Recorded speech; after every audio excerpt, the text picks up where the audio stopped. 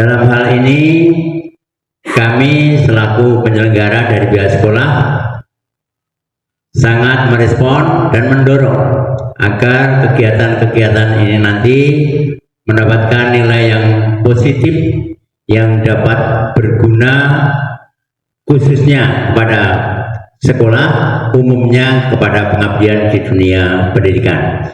Harapan kami setelah pelaksanaan hari ini dapat ditindaklanjuti dan dapat dilaksanakan dengan kondisi yang sesuai dengan sekolah masing-masing.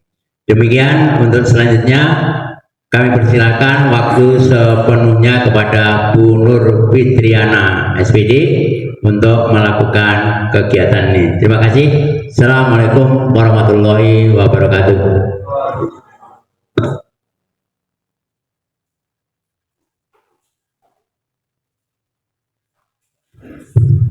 Bluetooth disconnected. Assalamualaikum warahmatullahi wabarakatuh. Yang terhormat Bapak Kepala Sekolah Dr. Ades Baiti FDD, dan tak lupa yang kami hormati Bapak Ibu Guru, Ibu Guru hebat SMP Pancasila 16 Praji Mantoro. Sebelumnya saya mengucapkan terima kasih yang sebesar-besarnya. Yang pertama kepada Bapak Kepala Sekolah yang telah memberikan waktu dan kesempatannya kepada kami sehingga pada hari ini kami dapat menyelenggarakan kegiatan diseminasi pemahaman materi budaya positif dari CGP Angkatan 7 Kabupaten Wonogiri.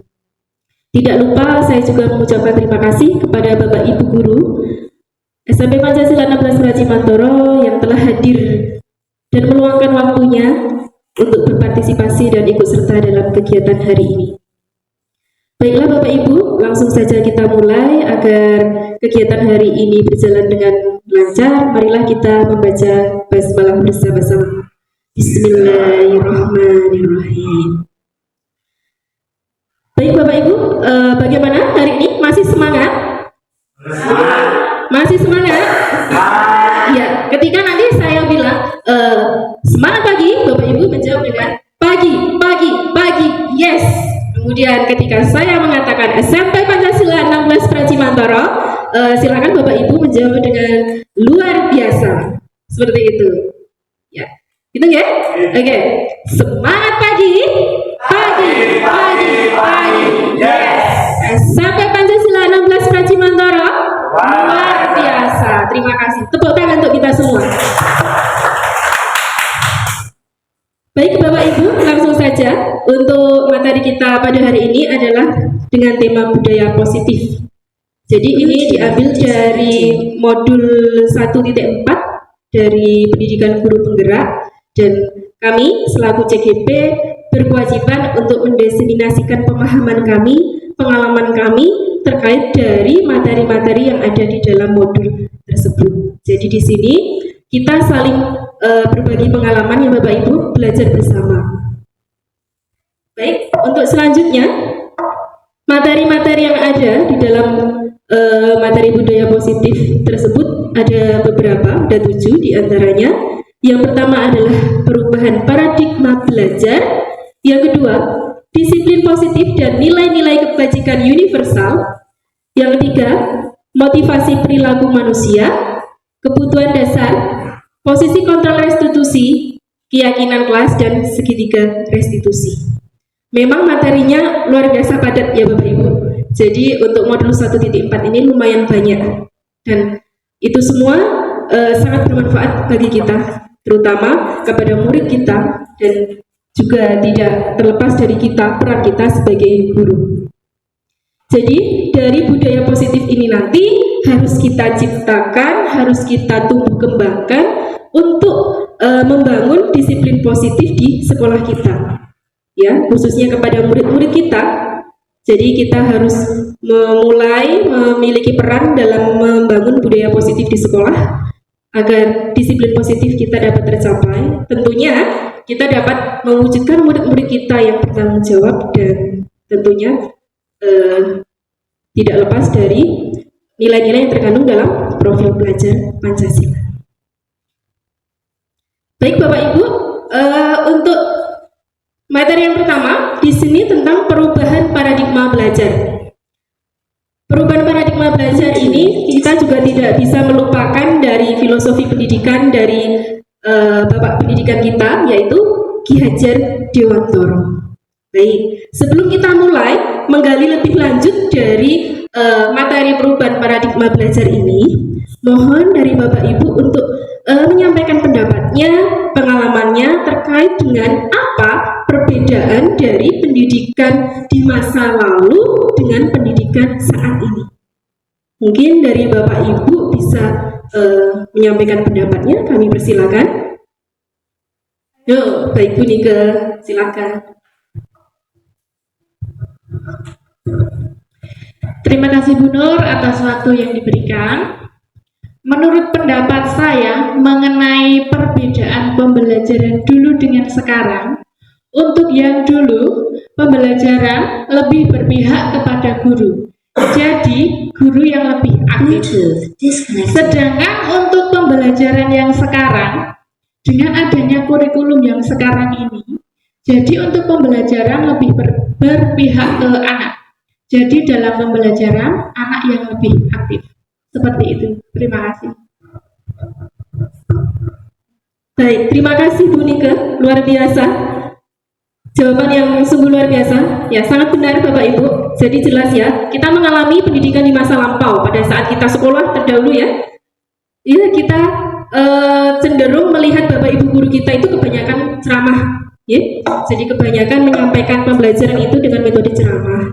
Tapi untuk saat ini dengan kurikulum terbaru kita, ternyata kita sudah mengalami perubahan sistem pendidikan yang tadinya berpihak kepada guru, sekarang sudah berpihak kepada murid atau berpusat pada murid. Jadi murid yang lebih aktif. Jadi di sini kita tidak terlepas dari peran guru sebagai among, sebagai pamong yang bertugas momong, menuntut. Terkait dengan itu kita harus kembali mengingat tujuan pendidikan juga menurut Ki Hajar Dewantoro, bahwa tujuan pendidikan kita adalah menuntun anak untuk mencapai kebahagiaan dan keselamatan setinggi-tingginya. Jadi tugas kita, peran kita itu hanya menuntun agar mereka tidak kehilangan arah. Dan di sini juga ada filosofi dari beliau bahwasannya guru itu diibaratkan sebagai petani atau tukang kebun, dan siswa diibaratkan sebagai benihnya, bulir-bulirnya, dan sekolah sebagai ladangnya. Bluetooth Kaitannya apa? Guru sebagai petani berkewajiban untuk memelihara, merawat dengan sebaik-baiknya supaya nanti bisa memanen hasil yang baik dari apa yang kita tanam. Begitu juga kita sebagai seorang guru, tugasnya, tanggung jawabnya adalah memelihara, merawat anak kita, murid-murid kita, menuntun murid-murid kita dengan pendidikan dan pengajaran.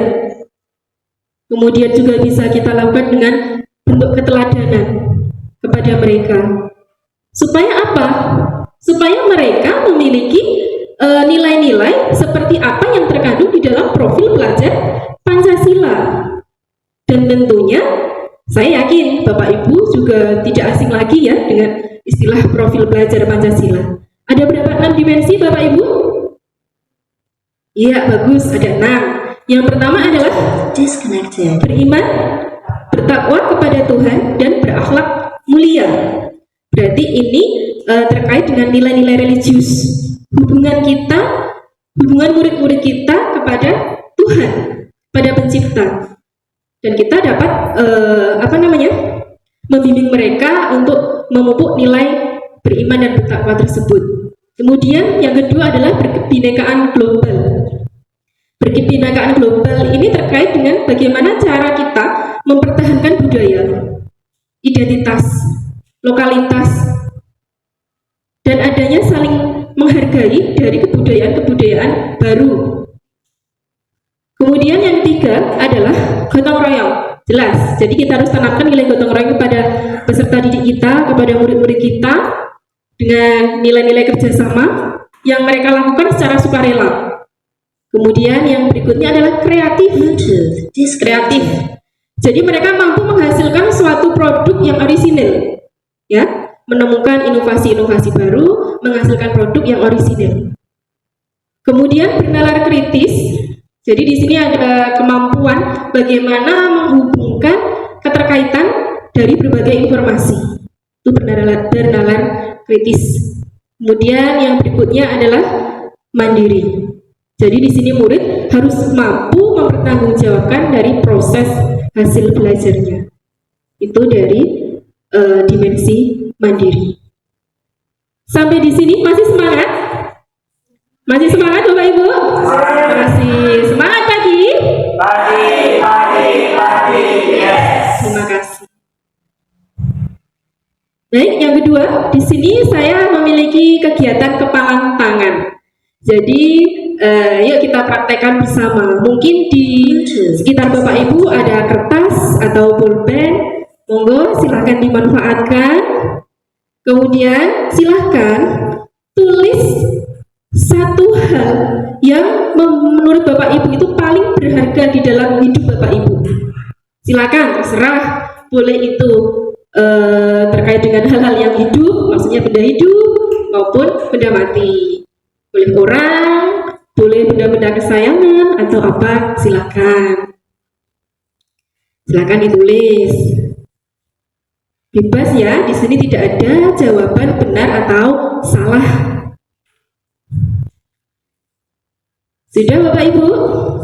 Sudah. Oke, selanjutnya silahkan tulisan yang kertas yang Ibu tulisi tadi, yang berisi yang hal berharga tadi, Bapak Ibu guru genggam dalam kepalan tangan seperti ini, dalam bentuk yang sama seperti gambar.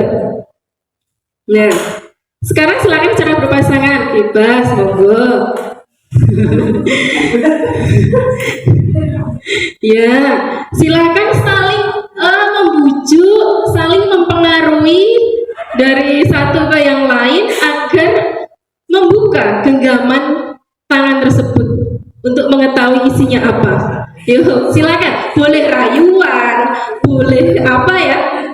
Bujukan, boleh dengan memaksa. Silakan. Ya. Silakan. Merayu-merayu, yuk dibuka. Yuk bapak-bapak ini, yuk pinter rayu. Silakan. Nah, ini mau ditraktir bakso atau apa? Ya. Silakan. Berhasil tidak Pak Indra? Berhasil tidak Pak Indra? Enggak mau? Waduh, pendirian yang kuat. Berarti Pak Wahyu memiliki pendirian yang kuat ya. Bapak Emma. Bapak Emma. Ya, baik. Terima kasih. Tepuk tangan untuk kita semua Bapak Ibu. Adakah yang berhasil membuka genggaman teman? Ada. Siapa Bu? Apa Bu Sri?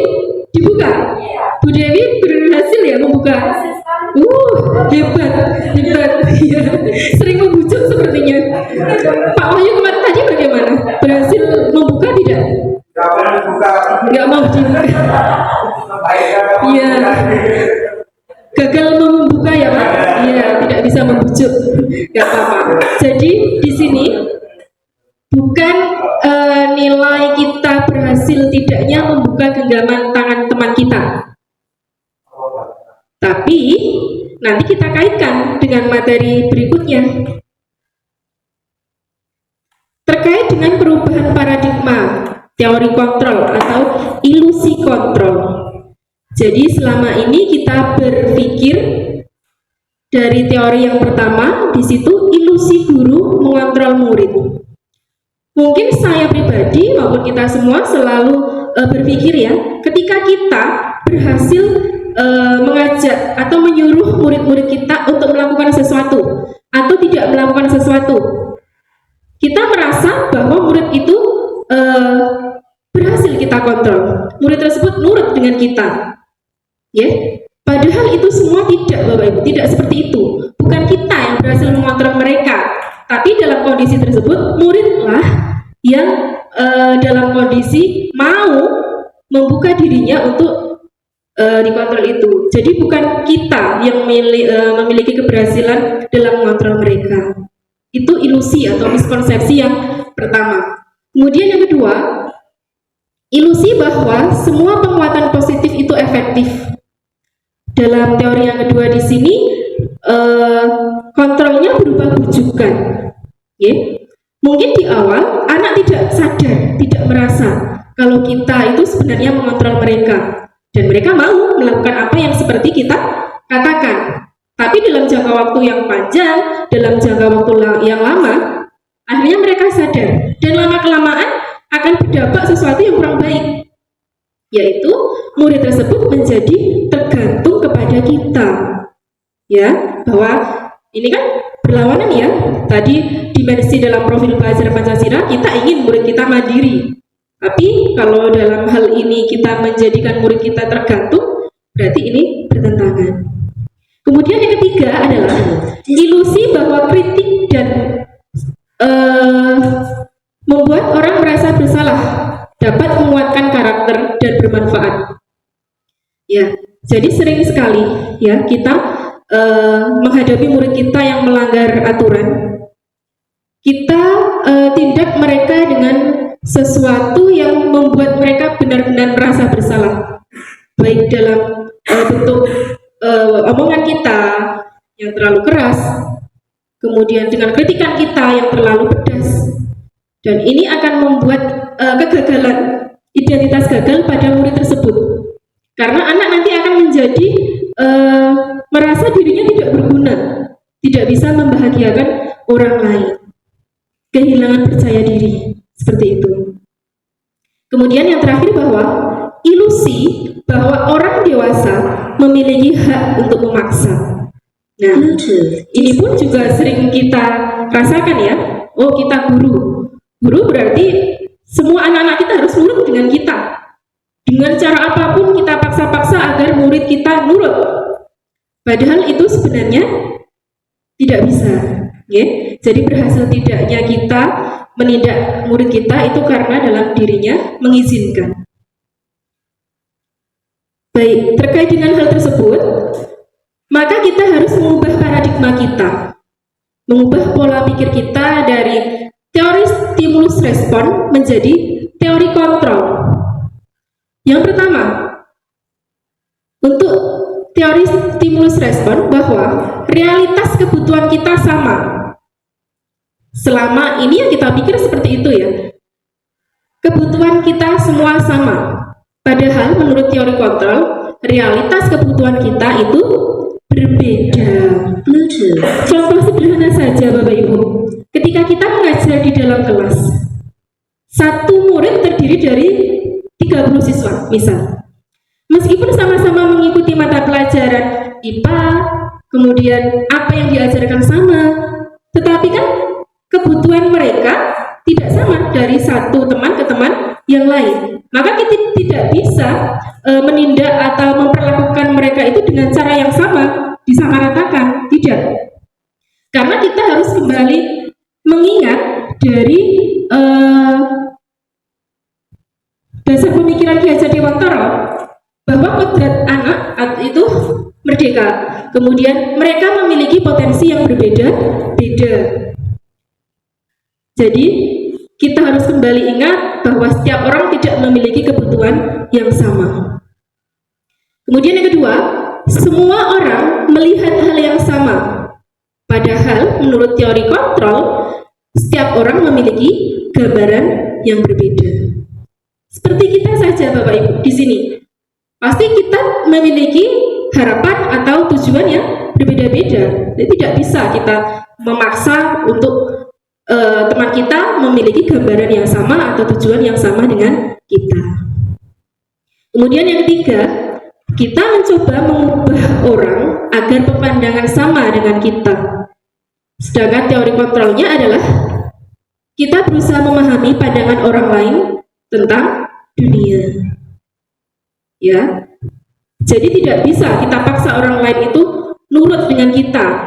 Kita harus memaklumi, bukan kita yang memaksa mereka, tapi kita yang harus memahami orang lain. Jadi jangan paksa orang lain untuk sama dengan saya, tapi kita yang harus menyesuaikan mereka. Bluetooth disconnected. Kemudian yang berikutnya adalah perilaku buruk dilihat sebagai suatu kesalahan. Padahal setiap perilaku itu memiliki tujuan. Meskipun terlihat tidak baik di mata kita, tapi tidak bisa kita langsung hakimi. Itu adalah suatu kesalahan. Jadi ketika kita melihat murid kita berperilaku yang kurang baik, Bapak Ibu, jangan langsung kasih hukuman.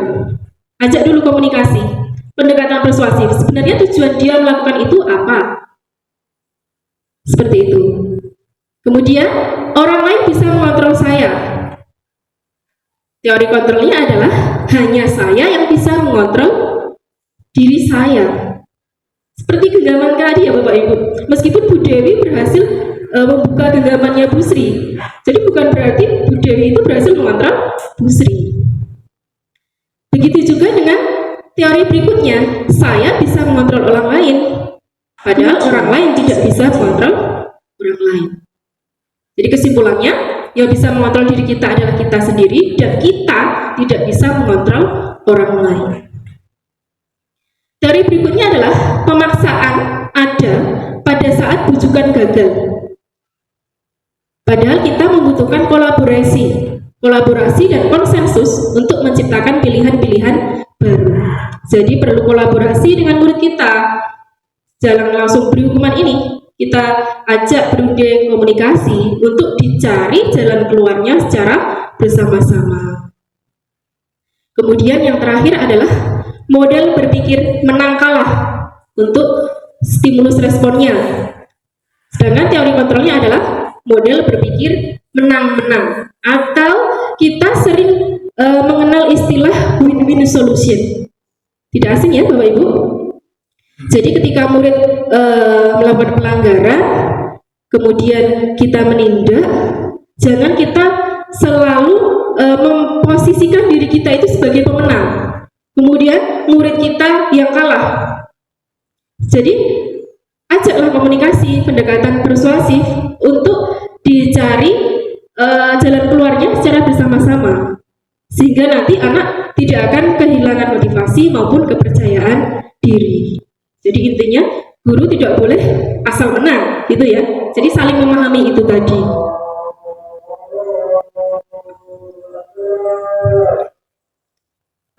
Baik, kita lanjutkan. Untuk yang berikutnya adalah disiplin positif. Mungkin di dalam benak Bapak Ibu ketika mendengar kata disiplin itu identik dengan sesuatu yang apa Bapak Ibu? Yang bagaimana? Disiplin. Taat, ya. Ada lagi? Tegas, ya. Bagus. Paksaan, gitu ya. Jadi seolah-olah kata disiplin itu membuat kita tidak nyaman, ya. Di sana ada pengertian disiplin yang diambil dari bahasa Latin yang berarti belajar. Kemudian bahwasannya disiplin diri itu membuat orang menggali potensinya menuju sebuah tujuan dan apa yang dia hargai. Jadi pada hasil akhirnya disiplin itu kita lakukan untuk mencapai suatu tujuan yang mulia. Ya, jadi hal-hal baik yang kita lakukan untuk mencapai tujuan yang baik pula.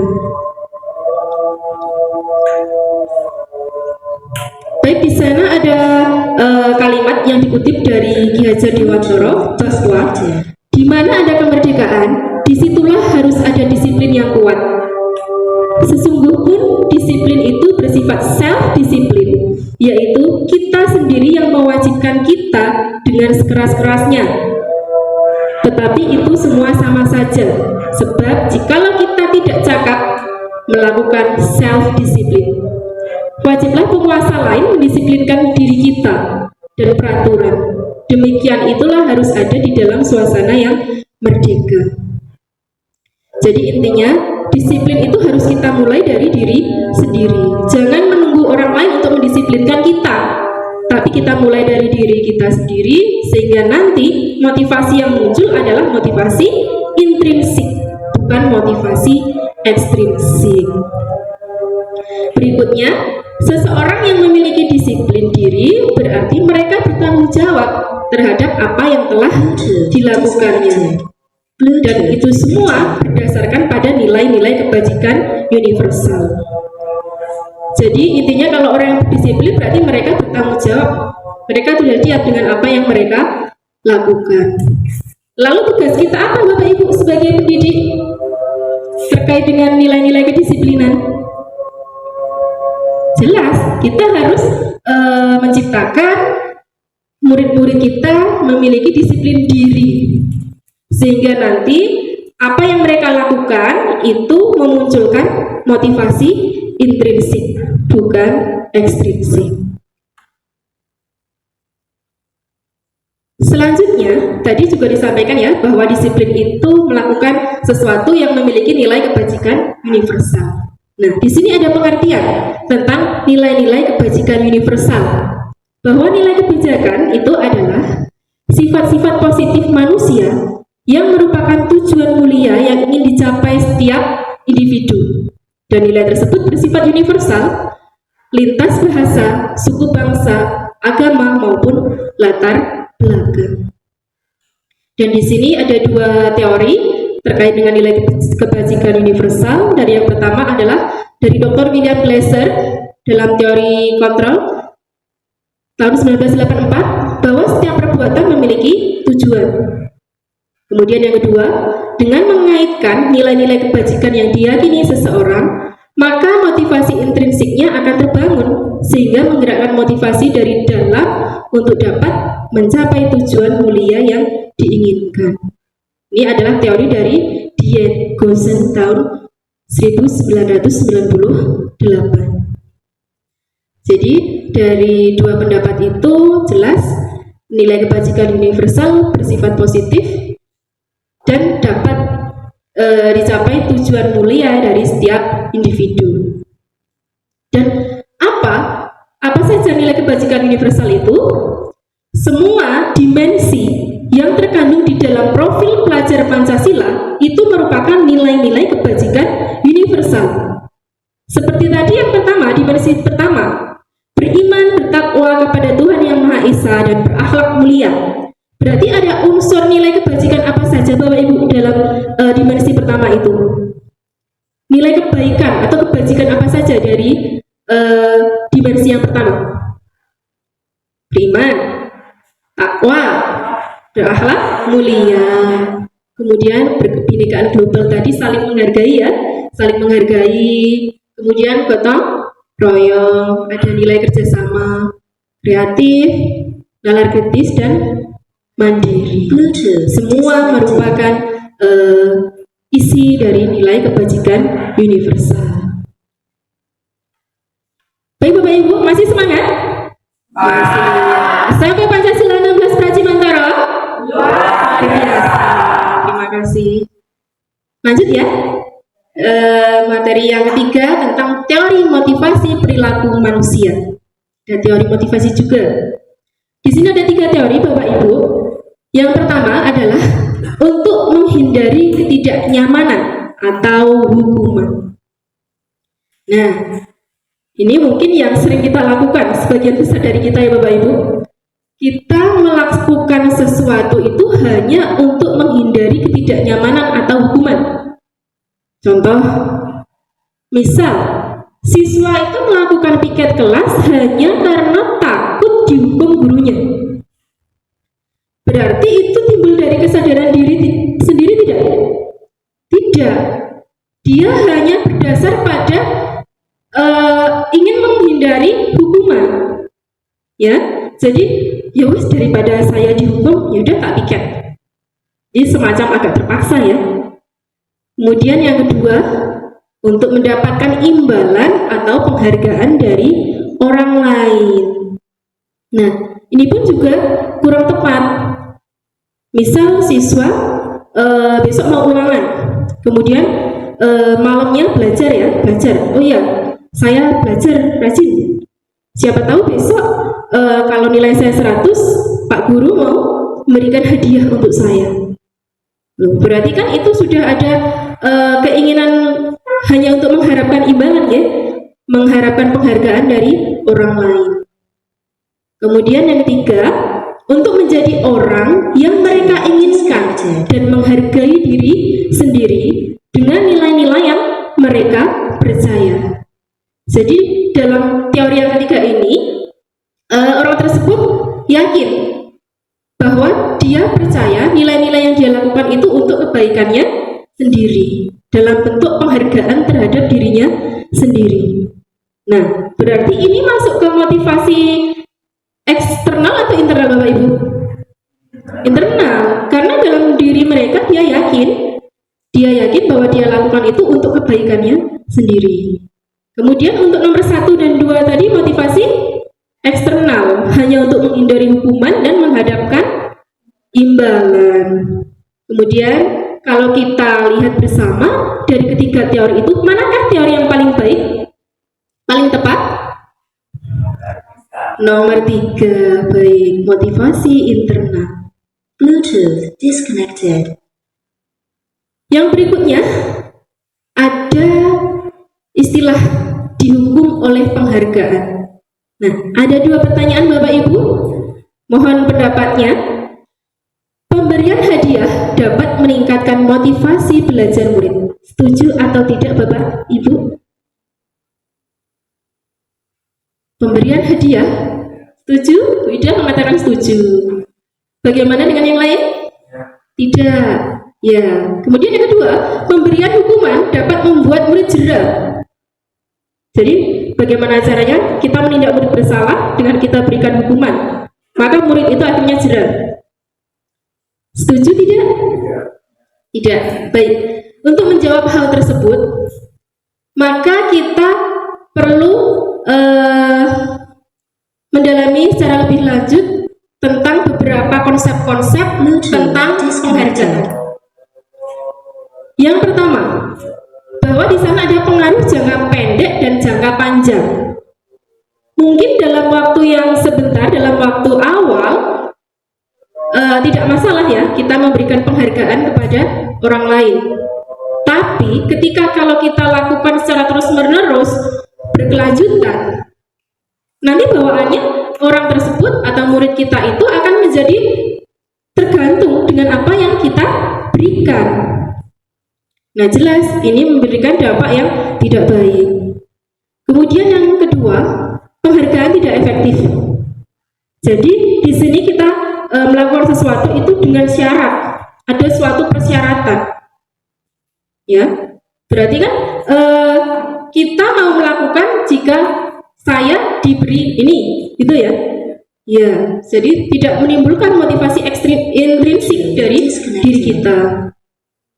Kemudian yang ketiga, penghargaan merusak hubungan. Jadi contoh sederhana saja Bapak Ibu. Ketika kita memperlakukan murid kita, murid yang selalu rajin, misal sering menjawab soal dengan benar, pasti kita sering memuji di depan teman-teman yang lain ya. Ya. Justru sebenarnya ini akan merusak hubungan mereka.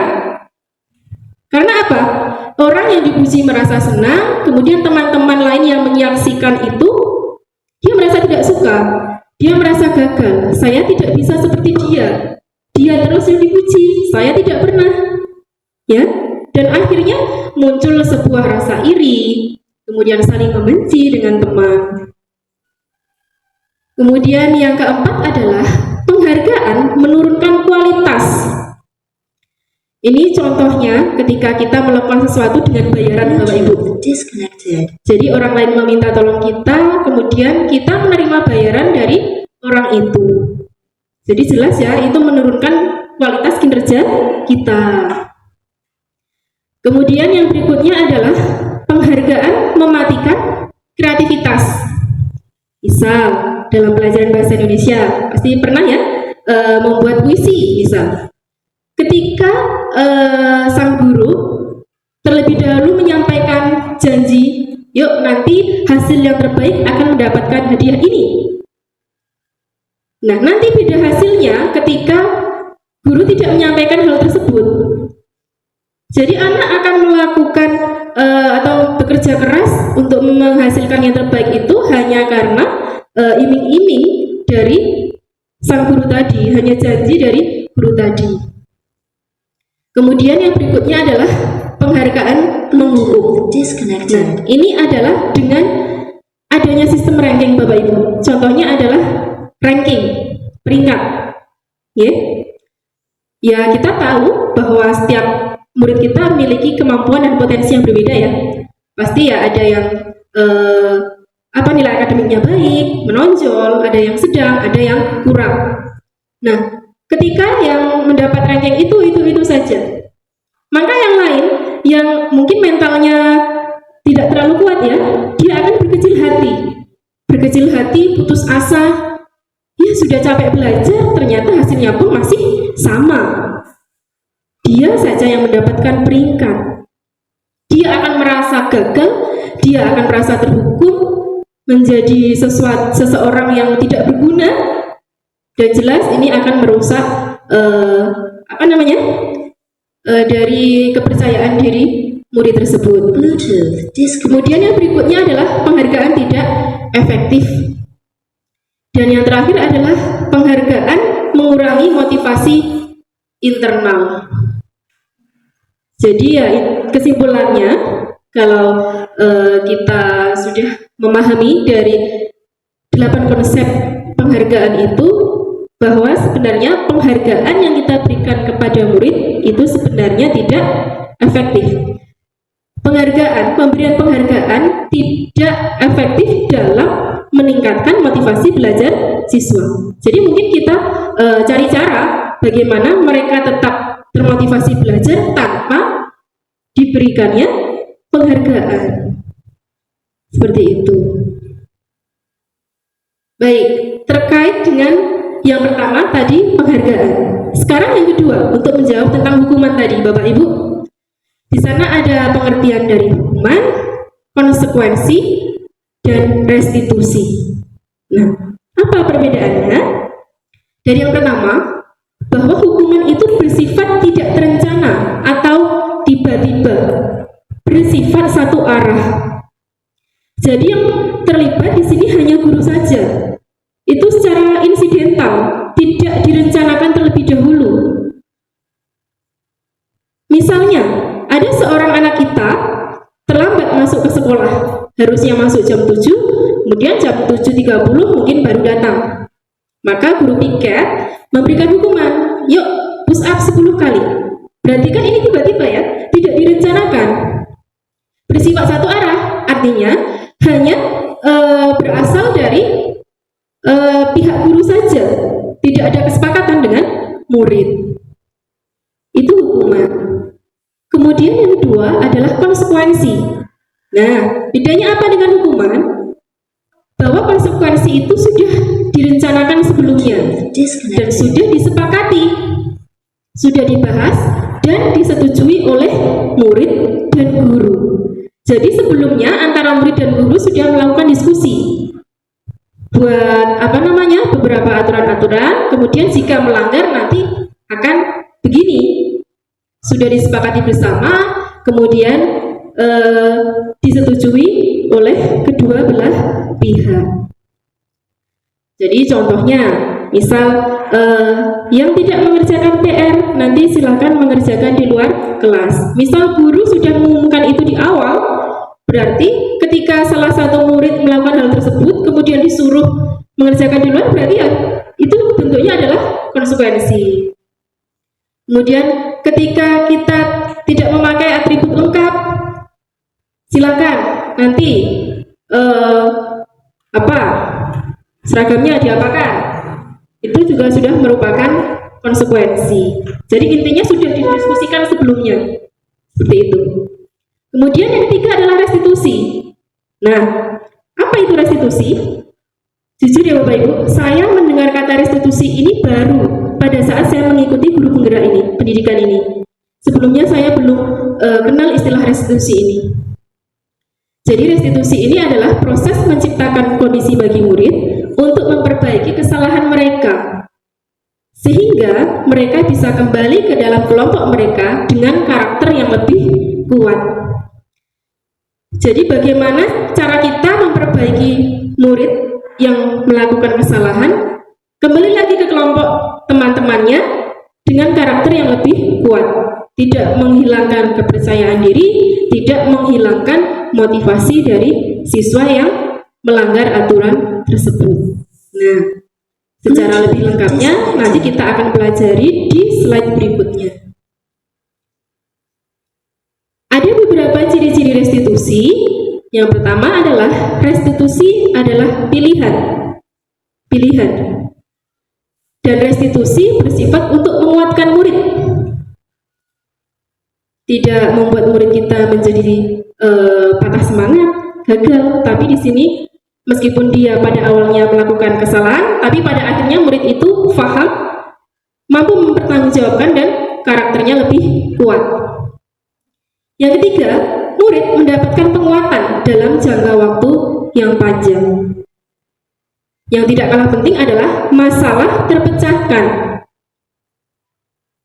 Murid belajar bertanggung jawab untuk perilakunya. Jadi tanpa menghukum, murid mampu melewati itu semua. Ya mampu bertanggung jawab, ya masalah terpecahkan.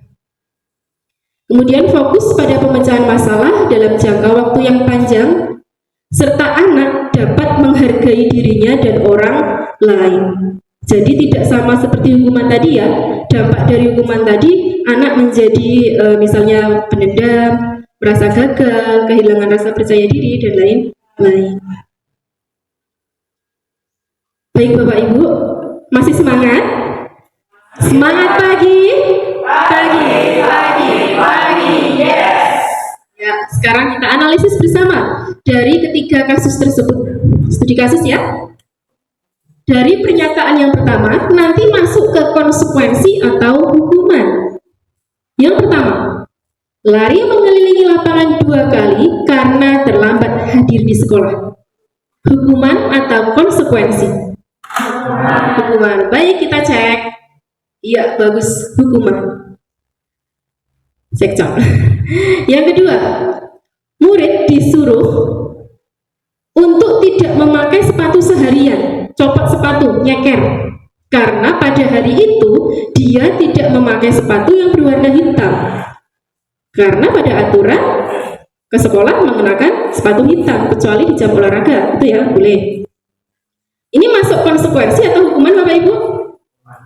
Hukuman. Baik, kita cek. Iya, tepat sekali, hukuman. Kemudian yang ketiga, membersihkan tumpahan air di meja karena tersenggol saat belajar. Hukuman atau konsekuensi? Konsekuensi. Iya, tepat sekali. Berarti Bapak Ibu sudah hebat. Tepuk tangan untuk Bapak Ibu guru semua. Jelas ya berarti ya? Iya. Masuk ke materi yang keempat, yaitu kebutuhan dasar.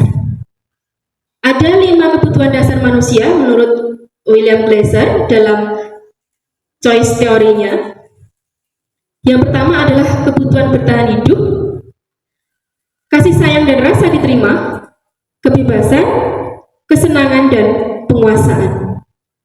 Nah, karena ini nanti akan mengaitkan juga dengan teori tentang restitusi tadi ya. Karena seseorang itu pada dasarnya melakukan sesuatu untuk memenuhi kebutuhan dasarnya. Contoh, kebutuhan bertahan hidup. Berarti ini bersifat fisikal. Fisik. Apa saja? Makan, sandang, papan, pangan. Bagus. Hebat. Ya. Untuk bertahan hidup. Jadi misal ketika kita di dalam kelas ada salah satu anak kita Bapak Ibu, kita menyampaikan materi, teman memperhatikan, sedangkan dia hanya tergeletak di atas meja tanpa semangat, tidak melihat kita, tidak merespon kita. Nah, kita dekati terlebih dahulu, kita tanya terlebih dahulu, kira-kira apa yang membuat dia seperti itu? Apakah dia memang masa bodoh dengan kita saja, atau karena hal lain? Siapa tahu dia seperti itu karena paginya tidak sarapan, mungkin ya, tidak sarapan. Kemudian siapa tahu semalam begadang membantu orang tua bekerja, melakukan apa misal. Jadi jangan langsung beri hukuman langsung, tapi perlu kita konsultasikan terlebih dahulu. Ajak diskusi. Kemudian yang kedua adalah kebebasan kasih sayang dan rasa diterima. Ini berhubungan dengan kebutuhan psikologi, ya. Kasih sayang dan rasa diterima ini berarti hubungan kita, sosialisasi kita dengan lingkungan. Bagaimana kita bisa diterima di kelompok tertentu, di lingkungan kita berada. Kemudian kebutuhan akan kebebasan, kemudian kesenangan. Ya, ingat ya, kita mengingat lagi Bapak Ibu, kodrat anak itu bermain. Ya, mungkin jadi ada kalanya perlu kita sisipkan permainan-permainan dalam pembelajaran kita supaya anak tidak bosan. Ya, jadi kita bisa memenuhi kebutuhan dasar anak, yaitu kebutuhan akan kesenangan. Jadi ada kalanya aja ice breaking atau pembelajaran yang berbasis game itu akan membuat mereka lebih semangat. Kemudian yang terakhir adalah kebutuhan akan penguasaan. Ini terkait dengan keterampilan, kompetensi, kemampuan dari seseorang. Yang berikutnya Bapak Ibu, kalau di awal tadi kita sudah mengenal kata restitusi, sekarang kita akan belajar, kita akan memahami posisi kontrol kita sebagai seorang guru. Bagaimana kita menindak murid kita yang melakukan kesalahan atau yang melanggar aturan. Ada 5 posisi kontrol di dalamnya. Yang pertama adalah posisi sebagai penghukum, membuat merasa bersalah, posisi teman, posisi pemantau, dan posisi manajer. Nah, bagaimana detailnya? Mari kita perhatikan dari video ini.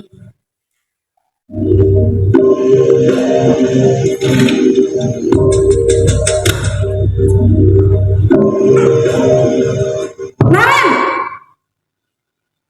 sini kamu. Selamat pagi, Bu. Selalu terlambat. Kamu deh, pasti terlambat. Maaf, Bu. Saya Apa? Apa coba? Alasan kamu apa lagi? Kapan sih kamu tidak terlambat?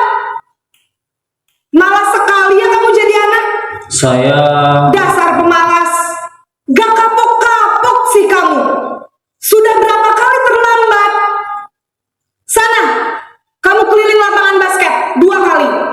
Kenapa saya harus keliling lapangan basket, Bu? Kenapa? Kamu melawan ibu? Berani-beraninya jawab. Sudah terlambat, masih berani jawab pula. Sekarang, keliling lapangan basket 5 kali sekalian. Biar kapok. Cepat, pergi sana ke lapangan basket.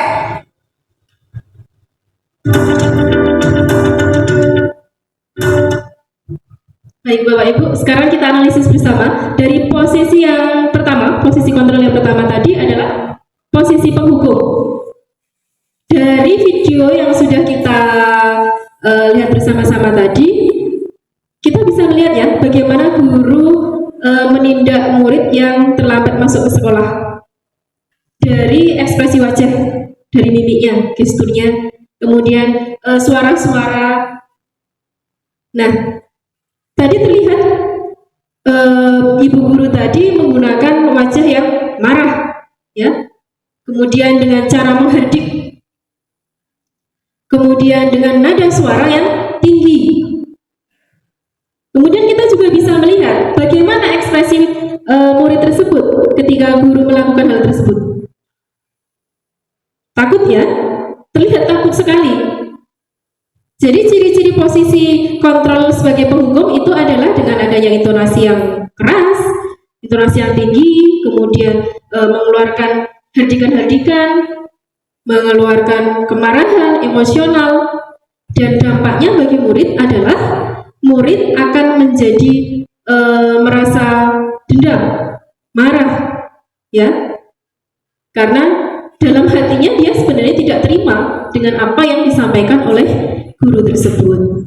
Jadi mungkin kita perlu memperbaiki ya Bapak Ibu, karena saya pribadi pun sebelum mempelajari tentang 5 posisi kontrol ini juga sering melakukan hukuman terhadap murid, ya. Lalu bagaimana dengan Bapak Ibu? Posisi kontrol apa saja yang pernah dilakukan terhadap murid kita selama ini? Teman masuk, kadang-kala masuk ya kita memperlakukan murid kita dengan posisi teman. Kemudian penghukum, nah pemantau. Yang kedua, silakan diperhatikan posisi yang kedua.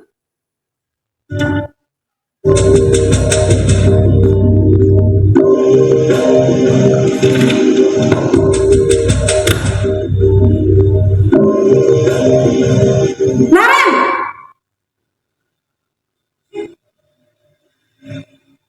Selamat pagi, Bu. Naren, kamu kenapa terlambat lagi, nak? Ya Tuhan, Naren, kamu senang ya bikin ibu susah ya? Kalau kamu terlambat lagi, nanti ibu yang ditegur bapak kepala sekolah, nak. Disangka ibu tidak bisa membina kamu. Duh, gimana ini? Maaf, Bu. Duh, Gusti Naren, kamu suka ya kalau ibu ditegur bapak kepala sekolah? Terus, sekarang ibu harus tulis apa ini di buku absen? Ini kamu sudah sering terlambat loh. Ibu harus apa coba? Maaf, Bu. Maaf sekali. Ya sudah, lain kali jangan bikin ibu susah lagi ya, nak ya. Ibu tidak akan kuat lagi kalau kamu begini terus. Bisa jantungan kalau ibu tegur bapak kepala sekolah. Sana cepat ke kelas. Maaf ya, Bu. Maaf sekali. Baik, posisi kontrol yang kedua di sini adalah posisi kontrol sebagai pembuat rasa bersalah. Jadi kalau kita bandingkan dengan posisi yang pertama tadi, posisi penghukum, memang secara pembicaraan omongan guru lebih halus ya daripada yang pertama tadi.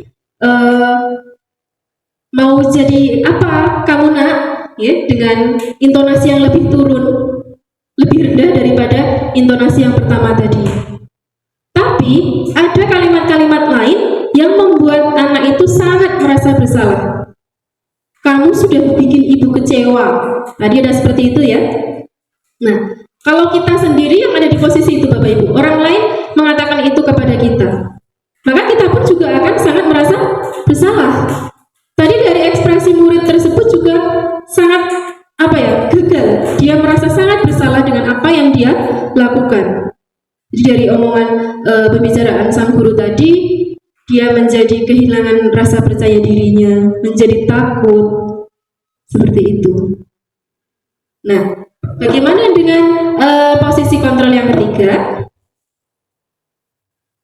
Posisi pembuat rasa bersalah berbicara dengan nada tenang.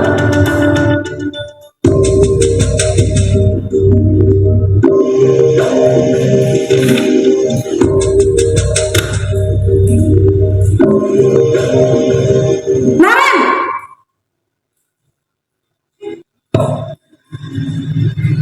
Selamat pagi, Bu. wah, sudah jam berapa ini, nak? Terlambat lagi ya, sayang. Iya, Bu. Habis ibu saya lupa bangunkan saya, Bu. Kamu malah menyalahkan ibu kamu. Kamu bukannya anak yang larinya paling kencang. Kok terlambat sih? Iya, Bu. Saya memang terlambat bangun tadi. Jadi, biarpun saya lari kencang, tetap gak kekejar, Bu. Ya sudah sana. Nanti lain kali larinya lebih kencang lagi ya. Biar gak terlambat lagi. Bikin seneng ibu. Demi ibu. Bisa kan? Bisa lah, Bu.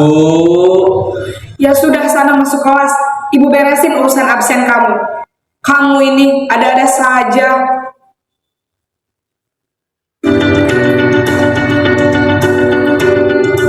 Baik, untuk posisi yang ketiga tadi, posisi sebagai teman Bapak Ibu, terlihat guru sangat akrab dengan muridnya, dengan tutur kata yang lebih halus, lebih mendekat kepada murid.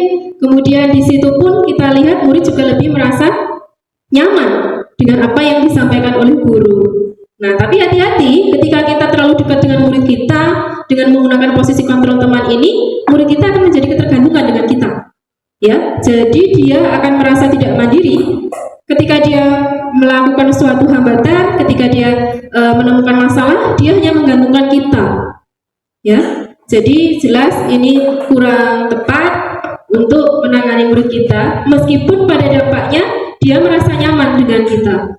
Kemudian posisi yang keempat yaitu posisi pemantau. Naren,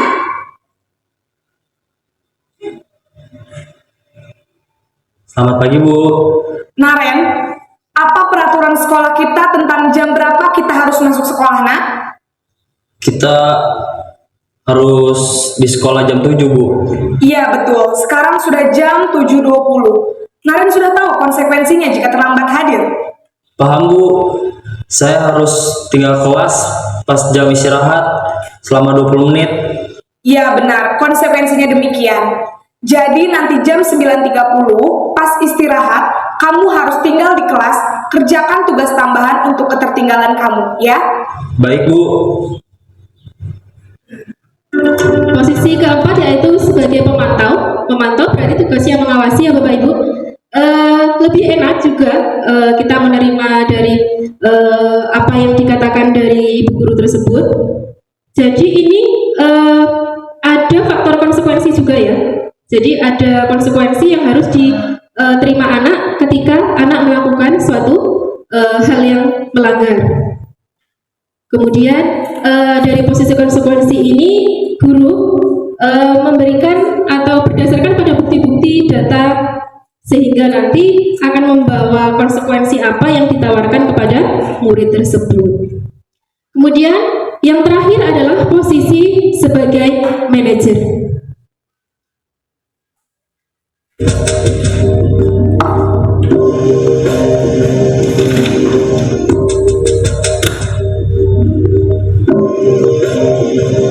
Naren!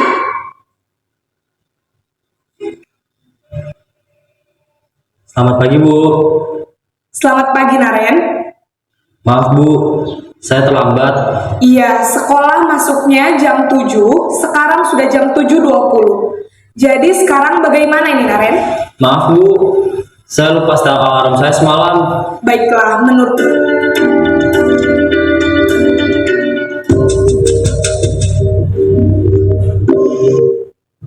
Baik Bapak Ibu, yang terakhir tadi adalah posisi manajer, ya. Posisi manajer di sini guru memberikan bimbingan kepada murid. Ada suatu komunikasi, ada suatu diskusi sehingga murid itu dengan sendirinya akan mengalir menceritakan apa yang telah dia lakukan, apa yang terjadi sebelumnya. Jadi tanpa adanya suatu paksaan, kemudian hardikan-hardikan dengan ekspresi yang lebih enak ya. Tentunya bagi murid, lebih nyaman bagi murid, dan menggunakan pendekatan restitusi tadi ya. Jadi ada kesepakatan, kemudian ada tanggung jawab juga murid tersebut apa yang harus dilakukan setelah itu. Dan di sini guru juga membantu siswa dalam memecahkan permasalahannya, membantu memberikan solusi. Jadi manakah posisi yang paling baik Bapak Ibu dari 5 posisi kontrol tersebut? Ya, jelas sekali sebagai manajer. Untuk posisi penghukum dan pembuat orang merasa bersalah, itu membuat seseorang berada pada identitas gagal. Karena yang timbul nanti dampaknya adalah rasa bersalah, kemudian takut, cemas, marah, bahkan dendam. Kemudian teman pemantau dan manajer ini membawa murid menuju pada identitas berhasil. Tapi untuk teman dan pemantau di sini masih ada motivasi ekstrinsik, motivasi dari luar. Dan kalau kita meskipun 2 posisi kontrol ini juga baik, tapi kita harus memilih dan menempatkan posisi kita kepada posisi yang tertinggi, yaitu posisi manajer. Karena pada posisi ini siswa atau murid akan menghargai dirinya sendiri. Seperti ini. Bagaimana Bapak Ibu? Kita mulai belajar untuk menuju ke sana ya. Saya pun juga belajar, kita semua belajar, dan semoga nanti bisa lebih baik lagi. Sekarang kita tebak bersama ya dari kalimat-kalimat ini. Yang pertama, ibu sangat kecewa sekali dengan kamu. Ini masuk posisi apa? Sangat kecewa. Oke, terima kasih Bu Tani. Membuat rasa bersalah. Mengatakan kata kecewa, itu berarti membuat orang merasa menjadi orang yang bersalah. Yang kedua, jika kamu meyakininya, apakah kamu bersedia memperbaikinya? Iya, bagus manajer. Karena ditanyakan dulu keyakinannya. Sudah mengaku ya anak, sudah menceritakan. Lalu kamu bersedia tidak memperbaikinya? Dengan cara apa? Ini adalah posisi sebagai manajer. Kemudian yang ketiga, sanksi atau konsekuensinya apa? Berarti ini posisi sebagai ada konsekuensi tadi yang harus dilakukan. Pemantau, iya bagus sekali pemantau. Kalau yang keempat, ayo bantulah demi Bapak ya. Ayo bantu demi Bapak ya. Teman, karena kan disampaikan dengan akrab. Yuk bantu yuk. Akrab, lebih dekat dengan murid. Patuhi aturan saya atau awas. Jelas posisi sebagai penghukum. Bluetooth, seperti itu Bapak Ibu. Jadi mungkin yang kedepannya setelah ini kita bisa mengubah posisi kita ya, dari yang teman itu ke menuju ke manajer. Yang berikutnya masih semangat? Ya, sampai Pancasila 16 luar biasa. Yang keenam adalah keyakinan kelas. Keyakinan kelas. Mengapa keyakinan kelas? Mengapa tidak peraturan kelas saja? Mungkin kita bisa mengambil dari kalimat ini. Mengapa ketika kita naik kendaraan roda 2 harus mengenakan helm, Bapak Ibu? Untuk apa? Iya, biar aman, demi keselamatan. Bukan karena takut ditilang polisi ya. Iya, loh. Nanti ada polisi, aku pakai helm. Tidak, bukan karena itu ya. Jadi kita menyadari bahwa itu semua demi keselamatan kita, demi keamanan kita. Mengapa kita harus memakai masker pada saat COVID kemarin, pandemi kemarin? Selalu cuci tangan dengan sabun.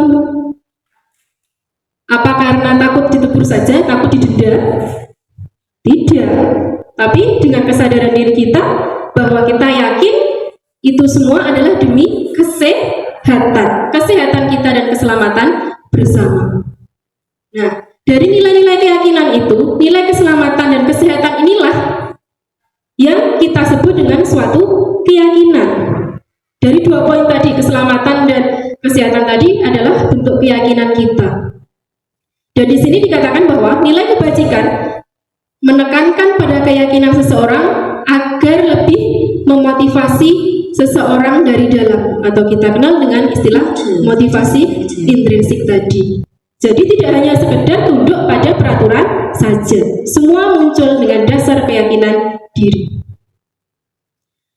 Nah, bagaimana kita membentuk keyakinan kelas, Bapak Ibu? Jadi keyakinan kelas ini perlu kita buat agar murid itu dengan sendirinya, dengan kesadaran dirinya itu melakukan sesuatu yang baik, ya. Jadi mereka akan lebih berdisiplin, disiplin diri tadi. Nah, poin-poinnya itu bersifat abstrak daripada peraturan, kemudian berisi pernyataan universal, dibuat dalam kalimat positif. Jadi jangan gunakan kata dilarang, jangan gunakan kata tidak boleh dan kata jangan. Gunakan kalimat yang positif supaya lebih mengena di hati anak-anak kita. Kemudian hendaknya tidak terlalu banyak sehingga anak-anak tidak lupa untuk mengingatnya. Dan semua warga kelas harus berkontribusi, tidak hanya siswa saja tetapi kita sebagai guru. Dan paling akhir, jika keyakinan kelas itu sudah jadi, maka kita harus meninjau kembali keyakinan kelas itu apakah benar-benar terlaksana atau tidak. Dan berikut ini adalah contoh praktik keyakinan kelas yang kami buat bersama siswa kelas 9.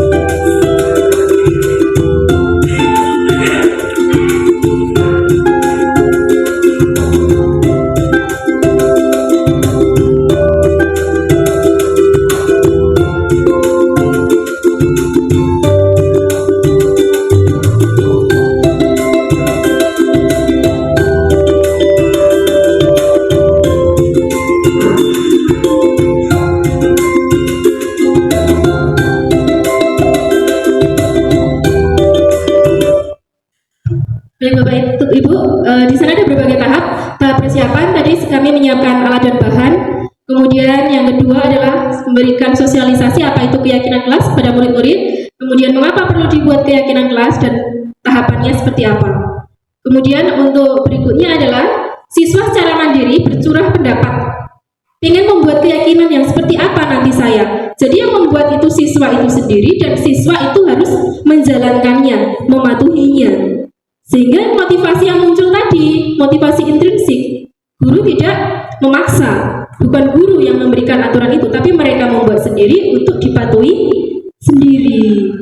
Kemudian yang berikutnya tadi, dari curah pendapat mereka kita gabungkan jadi satu kesatuan dalam bentuk keyakinan kelas. Nah, seperti yang terpasang di dinding Bapak Ibu, di sana adalah bentuk jadi dari keyakinan kelas siswa kelas 9. Dari 16 siswa bercurah pendapat, di sana ada hasil keyakinan kelas yang pada akhirnya mereka sepakat untuk menandatangani dan mereka sepakat untuk melaksanakan dan mematuhinya. Jadi mungkin cara ini bisa kita laksanakan juga untuk kelas-kelas yang lain supaya mereka lebih berdisiplin, memunculkan disiplin diri mereka. Seperti itu. Yang berikutnya, mungkin dari keyakinan kelas ini, hadir di sekolah 15 menit sebelum pembelajaran dimulai. Kita bisa membuat keyakinan kelas seperti datang tepat waktu. Ya, datang tepat waktu. Kalimatnya lebih simpel, kemudian bersifat positif juga.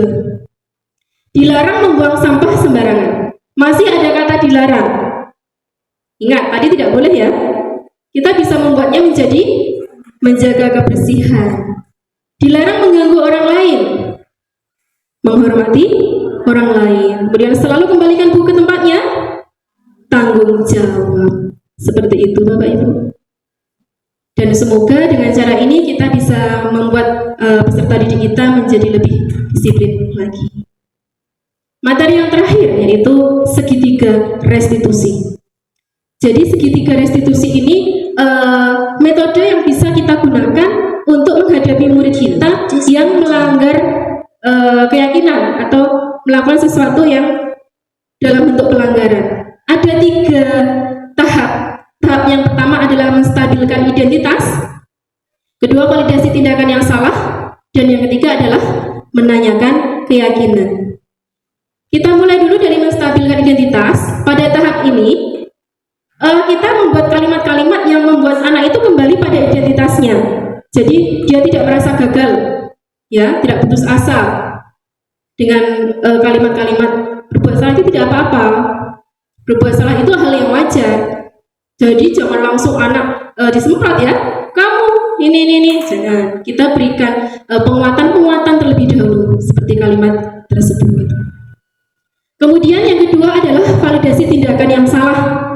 Validasi tindakan. Kita tanya, nah sebenarnya kamu tadi melakukan apa?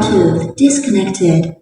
Pada validasi tindakan yang salah ini, pada tahap ini, kita mencoba menggali kebutuhan dasar apa yang ia penuhi melalui tindakan tersebut. Ya, seperti misal anak mengganggu teman pada saat pembelajaran. Kita tanya, kenapa kamu gitu? Ya iseng aja Bu, bercanda. Jadi ya, mungkin kebutuhan dasar yang dia ingin penuhi adalah kebutuhan dasar akan kesenangan, tentang kemerdekaan tadi. Kemudian yang ketiga adalah tahap terakhir menanyakan keyakinan. Berarti ini sudah kita lakukan ketika kita sudah membuat keyakinan kelas. Ya, tadi di awal keyakinan kelasnya sudah ada, sudah dibuat bersama, tapi dilanggar. Kita ingatkan lagi, ingat tidak keyakinan kelas yang kita sepakati kemarin? Apa keyakinan kelasnya? Kalau begitu, bagaimana langkah selanjutnya? Guru membantu untuk menemukan solusi dan siswa dapat bertanggung jawab.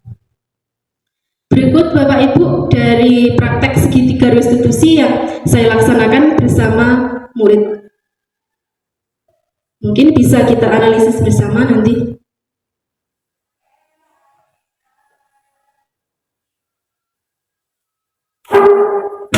Kita Pancasila, kita bernafas dalam sila-silanya. Kita Pancasila, ayo kita jaga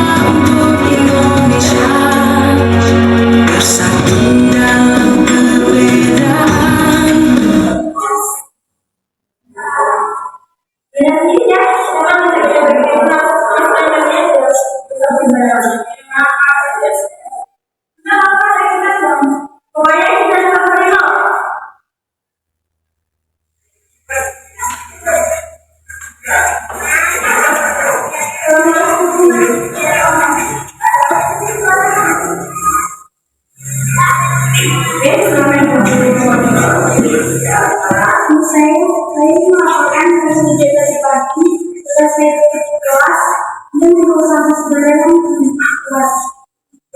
Sudah. Terima kasih untuk laporan dari Desi. Itu paham apa yang Desi sampaikan. Nanti ya. Sekarang Desi kembali ke kelas dulu karena sebentar lagi kan masuk. Ya, terima kasih. Assalamualaikum. Salam.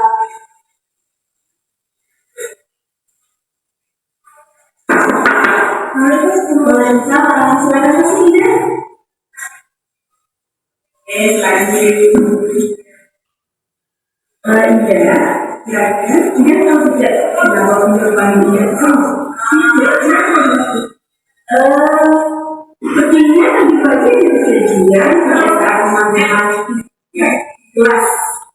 Ada apa sebenarnya tidak? Saya hasil membuat sampah dari tertarik.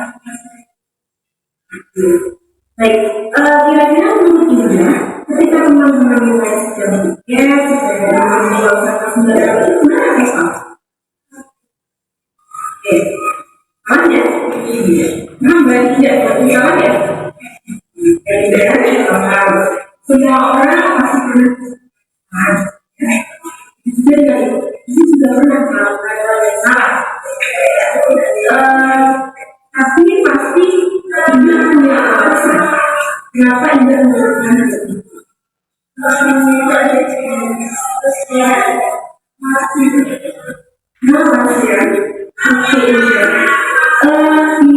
Ida masih ingat tidak keyakinan kelas yang sudah kita sepakati bersama dulu pada saat awal semester. Kita sepakat pada awal semester terkait dengan kedisiplinan.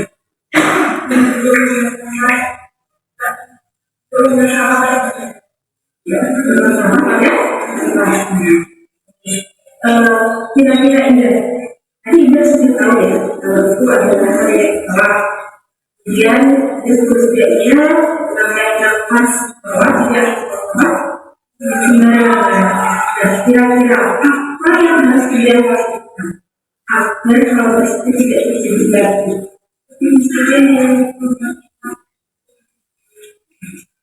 Akan gimana nanti tidak ada hal semacam tadi. Dan kira-kira apa jika dia akan melakukan perbaikan kembali dari disiplinan. Betul? Ya, itu jadi dia akan menjadi siswa yang disiplinan. Itu ya. Terima kasih ini karena sekarang sudah jam masuk kelas ya, sudah selesai. Sekarang Ida mulai lagi. Ya. Terima kasih. Maaf ya teman-teman, tadi saya bersama saya yang begitu mencoba saya bakal membersihin kelas sampai bersih. Kita ya. Oke.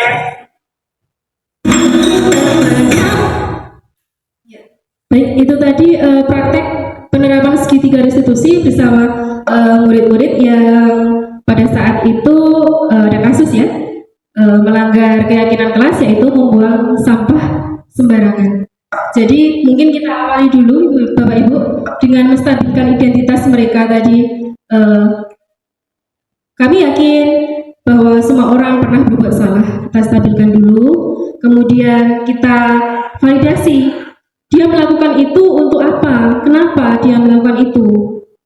Jadi karena katanya tempat sampahnya jauh, jadi malas membuang. Berarti kan kebutuhan dasar yang ia ingin penuhi adalah kebutuhan dasar akan kesenangan. Itu tadi ya, dengan kesenangan itu tadi. Kemudian di akhir kita menstabilkan identitas, setelah itu menanyakan keyakinan. Ingat tidak keyakinan kelas kemarin bahwa kita harus menjaga kebersihan. Jadi pada saat itu Indah membuang sampah sembarangan.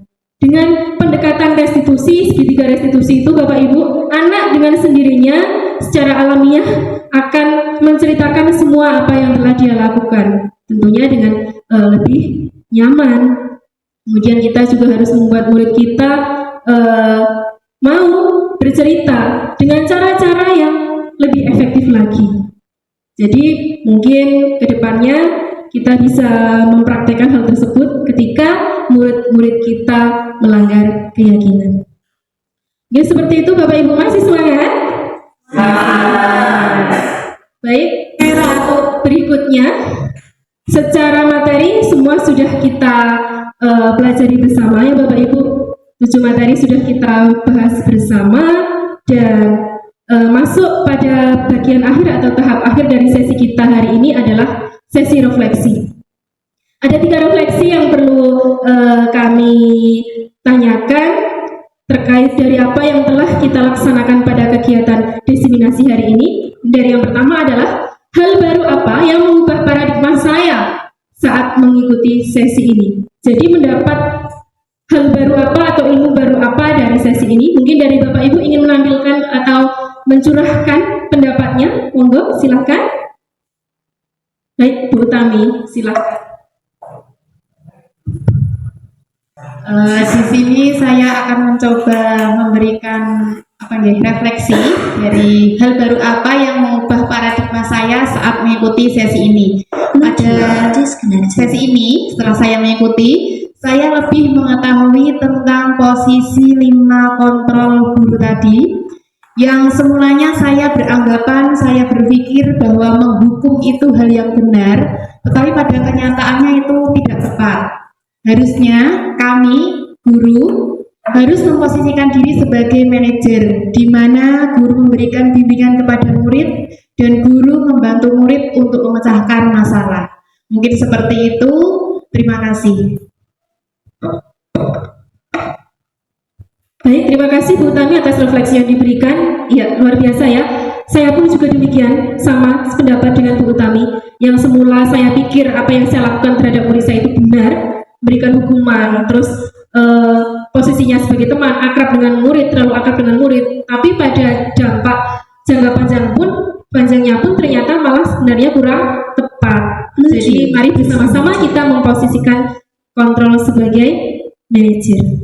Kemudian yang kedua, perasaan apa yang muncul setelah mengikuti sesi ini? Mungkin dari Bapak Ibu ingin mencurahkan isi hatinya, perasaan apa yang dirasakan, perasaan apa yang muncul pada sesi ini. Silakan kami berikan waktu. Bapak-bapak mungkin? Yuk, Bapak Dita mungkin? Oh, Pak Indra. Silakan Pak Indra. Terima kasih. Assalamualaikum warahmatullahi wabarakatuh. Terus terang saja Bu, baru kali ini saya workshop itu tidak ngantuk. Biasanya ngantuk Bu. Karena ini kita mendapatkan materi yang baru, yang dimana materi tersebut untuk memajukan di dunia pendidikan, khususnya di peserta didik maupun di guru. Dengan adanya program guru penggerak, mungkin ini akan memberikan perubahan buat kita semuanya agar lebih maju. Setelah mengikuti sesi ini ada beberapa yang kami garis bawahi. Yang pertama itu kaitannya dengan perubahan paradigma Bu. Yang dulu kita belajar pada intinya berpusat pada guru, kemudian intinya kita sekarang adanya suatu paradigma belajar yang ditimbulkan kembali, yaitu intinya pembelajar yang berdiferensiasi atau berpihak kepada murid. Mungkin dalam kegiatan pembelajaran, sebelum kegiatan pembelajaran mungkin untuk mengetahui minat bakat peserta didik, mungkin kita sebelum pembelajaran diadakan misalkan semacam tes atau apa ya, skolastik atau apa namanya, iya, asesmen. Yang intinya itu nanti bisa mengetahui siswa itu kira-kira minatnya di bidang apa, misalkan di auditory, mungkin kinestetik ataupun visualisasi. Kalau saya sih visualisasi Bu, seperti tadi, tidak ngantuk, artinya ada kita mendengarkan sekaligus melihat suatu video dan seterusnya.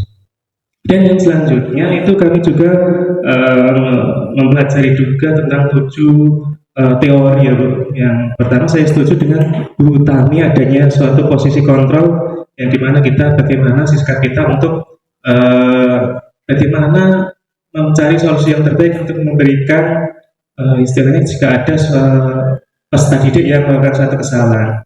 Mungkin semuanya ya bagus. Kita harus mengetahui peserta didik itu latar belakangnya terlebih dahulu. Misal dia anak dari korban broken home. Nah, dia mungkin sering dimarahi, diseneni yang orang tua nih. Di sekolah diseneni, wes kebal. Itu kan gitu ya, Bu. Nah, dari itu kita juga harus bisa mengetahui ataupun trik mana yang bisa kita lakukan. Intinya semuanya juga bagus buat saya, hanya saja mungkin ada yang terbagus dari kelima tersebut. Mungkin itu yang bisa kami sampaikan, yang kami dapatkan dari workshop hari ini, diseminasi ini. Terima kasih. Semoga dengan adanya ini kita bisa mengikuti Bu Gubernur sehingga kedepannya sekolah kita lebih maju. Terima kasih. Assalamualaikum warahmatullahi wabarakatuh. Terima kasih Pak Indra. Refleksi yang sangat luar biasa. Ya, banyak hal yang bisa kita dapatkan dari apa yang disampaikan oleh Pak Indra. Kemudian yang ketiga, apa yang akan saya lakukan terhadap murid saya setelah mengikuti seksi ini? Atau tidak hanya murid saja ya, mungkin dalam ruang lingkup yang lebih luas terhadap sekolah kita tentunya. Karena ini semua demi kemajuan sekolah kita juga. Mungkin dari Bapak Ibu ingin menyampaikan? Pak Dita, monggo silahkan. Assalamualaikum warahmatullahi wabarakatuh. Sebelumnya terima kasih waktu yang telah diberikan kepada saya. Langsung saja Bu, apa yang saya rasakan setelah mengikuti sesi ini, menurut saya yang akan saya lakukan yaitu melakukan kolaborasi bersama dengan rekan guru untuk menumbuhkan budaya positif di sekolah sehingga terciptanya suatu disiplin positif untuk semua warga sekolah, baik pengajar maupun siswanya. Dari saya cukup. Terima kasih. Terima kasih luar biasa dari Pak Dita. Ya, itu yang harus kita lakukan Bapak Ibu. Jadi hasil akhir dari kegiatan diseminasi hari ini adalah tindak lanjut kita. Tindak lanjut kita ke depan, bagaimana kita bisa menumbuhkan budaya positif di sekolah kita, kepada murid-murid kita, kepada rekan-rekan kita sesama guru, agar disiplin positif di sekolah kita itu dapat berkembang dengan baik. Yang tentunya akan meningkatkan kualitas sekolah kita menjadi lebih unggul juga. Seperti itu. Mungkin dari Bapak Ibu yang lain ada yang ingin menambahkan untuk kegiatan hari ini? Cukup? Ya. Seluruh materi sudah kita pelajari bersama Bapak Ibu. Semoga apa yang kita pelajari pada hari ini dapat bermanfaat bagi kita semua, kepada anak-anak kita, kepada kita sebagai seorang guru, dan tentunya semua warga sekolah. Dan semoga sekolah kita juga menjadi sekolah yang lebih disiplin, sekolah yang lebih unggul dengan tidak mengesampingkan dari dimensi-dimensi dari profil pelajar Pancasila tadi. Demikian yang dapat saya sampaikan pada sesi hari ini, pada kegiatan hari ini.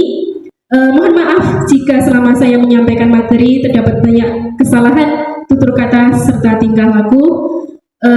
Dan tak lupa saya mengucapkan terima kasih atas partisipasi Bapak Ibu yang luar biasa pada hari ini.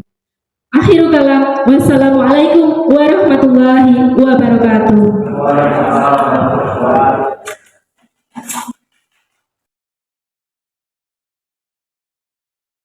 Assalamualaikum warahmatullahi wabarakatuh.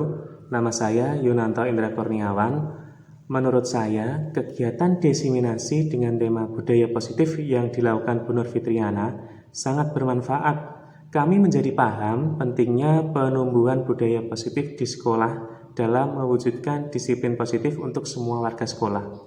Selain itu, posisi kontrol guru dalam penerapan segitiga restitusi juga menjadikan kami memahami apa yang harus kami lakukan terhadap murid-murid yang melakukan pelanggaran. Harapan kami semoga dapat mewujudkan disiplin positif di sekolah kami. Terima kasih. Assalamualaikum warahmatullahi wabarakatuh. Assalamualaikum warahmatullahi wabarakatuh. Nama saya Kesha Nafirasari, siswa kelas 9 SMP Pancasila 16 Cimantaman. Saya merasa senang dapat melaksanakan praktik pembuatan keyakinan kelas. Dengan adanya keyakinan kelas ini, kami menjadi lebih disiplin, lebih paham mana yang harus kami lakukan, mana yang harus kami hindari. Semoga keyakinan ini dapat kami laksanakan secara konsisten. Terima kasih. Wassalamualaikum warahmatullahi wabarakatuh.